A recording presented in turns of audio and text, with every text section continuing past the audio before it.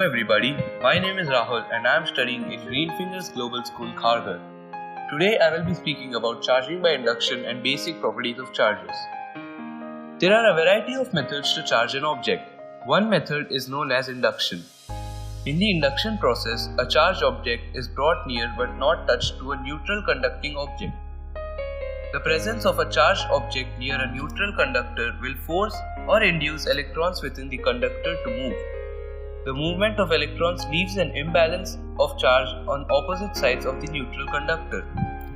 While the overall object is neutral, there is an excess of positive charge on one side of the object and an excess of negative charge on the opposite side of the object. Once the charge has been separated within the object, a ground is brought near and touched to one of the sides. The touching of the ground to the object permits a flow of electrons between the object and the ground. The flow of electrons results in a permanent charge being left upon the object. When an object is charged by induction, the charge received by the object is opposite to the charge of the object which was used to charge it. During the induction process, there is never any movement of electrons from the charged object to the sphere.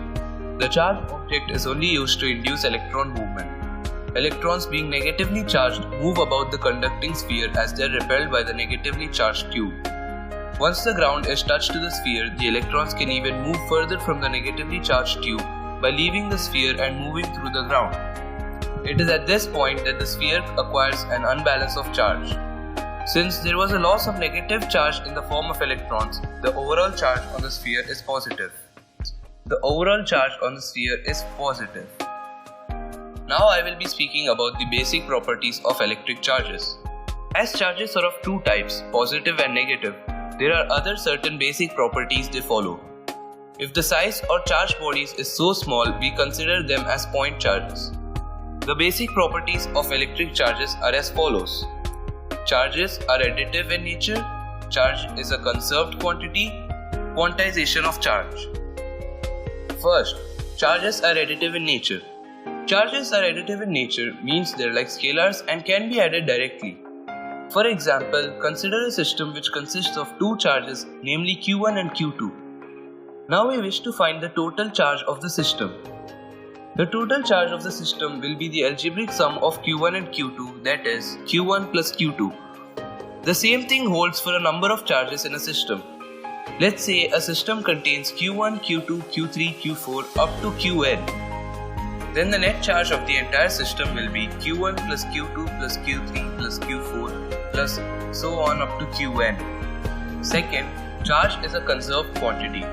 The charge is a conserved quantity, which means charge can neither be created nor be destroyed, but can be transferred from one body to another by certain methods like conduction and induction. As charging involves rubbing two bodies, it is actually a transfer of electrons from one body to another.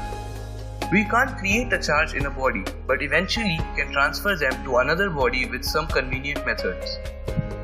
In a system when charges are distributed accordingly, by the principle of conservation, the net charge of the system remains constant. For example, if 5 coulomb is the total charge of the system, then it can be redistributed as 1 coulomb, 2 coulomb and 2 coulomb or in any other possible permutation. But by conservation principle, the net charge of system will always be 5 coulombs. Although the charge carriers may be destroyed in a system, but the net charge will remain conserved. Third, quantization of charge. Quantization of charge means that the charge is a quantized quantity and is expressed as integral multiples of the basic unit of charge. Suppose charge on a body is Q, then it can be written as Q is equal to NE, where n is an integer and not fraction or irrational number, like n can be a positive or negative integer like 1, 2, 3, minus 5, etc. The basic unit of charge is the charge acquired by the electron or proton. By convention, we take charge on the electron as negative and denote it as minus E, and charge on a proton is simply E. The quantization of charge principle was first proposed by English experimentalist Faraday when he put forward his experimental laws of electrolysis. The principle was finally demonstrated and proven by Millikan in 1912.